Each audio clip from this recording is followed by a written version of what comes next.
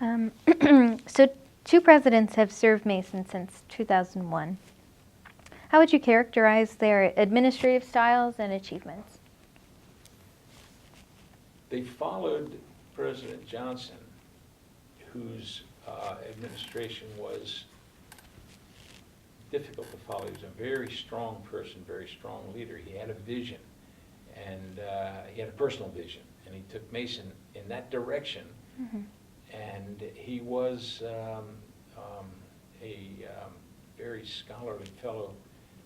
I always enjoyed his speeches because he was an English professor and he spoke and used classical references and so forth. I enjoyed that. President Merton came in, and I thought that we had perhaps crested for a while in terms of university advancement.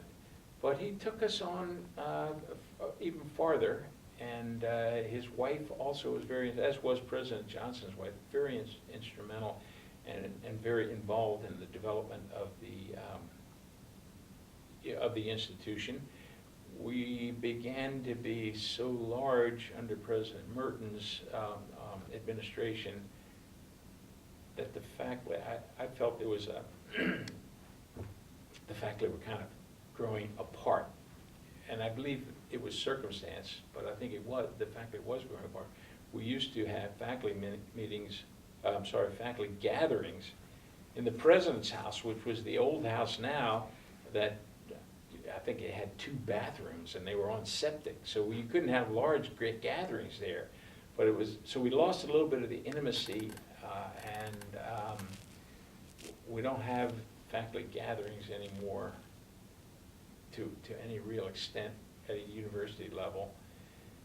And then with President Cabrera, the international focus has been, what I've seen so far, has been, let's be the best university, not in the world, but for the world. And I have, I wonder what the citizens, the citizens of the Commonwealth think. And I wonder whether maybe we're making them take second place. International students bring a lot to this university. We deliver a lot for them. They are attractive because they pay more than tuition. They pay more tuition dollars. But still, we have in my view, we have a commitment to the Commonwealth, who capitalized the campus. They built the buildings. They paid the bonds. Some of those bonds are still being paid off. And if I were a citizen of the Commonwealth, I'd feel like, look, I want quality education in this very region, and I'm supporting it as a citizen. Let's not be overly, what's the right word, not solicitous. Let's not make a universal, let me think. Let's not make our international contribution exclusively at the expense of citizens of the Commonwealth. Still a public institution. So I wonder how that's going to pay out. It will present challenges, I believe, and we're in the process of addressing those challenges. Okay. So in your last interview, you mentioned that you've noticed a change in the paradigm of academia. You thought that this was not seen only at Mason, but everywhere else.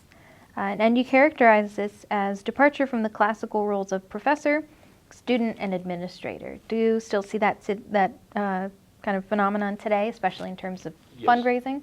Yes, the role of professor as I knew it in my career, I believe is going to continue to it's going to continue to get smaller and subsequently vanish.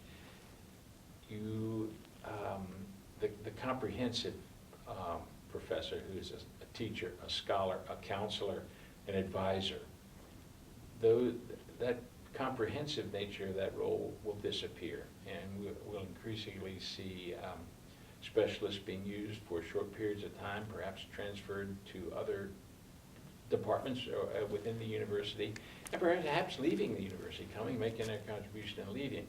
The institution of tenure is greatly reduced, it's imperiled right now. One of my former colleagues, a very important person to this institution, Professor Esther Elston, who was a German language professor and had been chair of the faculty senate, she says, without tenure, there is no academic freedom. Without academic freedom, there is no academy. Those were her feelings. I share those feelings, but I realize that tenure, it may be an institution whose time has come. What will happen? I don't know. Mhm. There's a certain freedom to being tenured. I know because I've been tenured for decades now. And when you want to speak up, tenure protects you. And without the protection of tenure, you're much more dependent upon your local administrator, your local chair, your local dean, and so forth. And so the faculty voice is a little bit muted, and also the expectations of a faculty member change as the institution of tenure gets weaker. My view is I should speak up. It's my role as professor. It's why I'm tenured, is so that I can speak up with less bias and certainly without fear. Newer faculty members, I don't think, came up in the same tradition. They're more reluctant to speak out, and at the risk of offending the powers that be. To me, the power is the faculty. I mean, that's our primary resource, is our faculty, and it's the faculty who have to keep our administration on track and on principle. Right. That is an overly romantic view today, I believe, not reality. Right.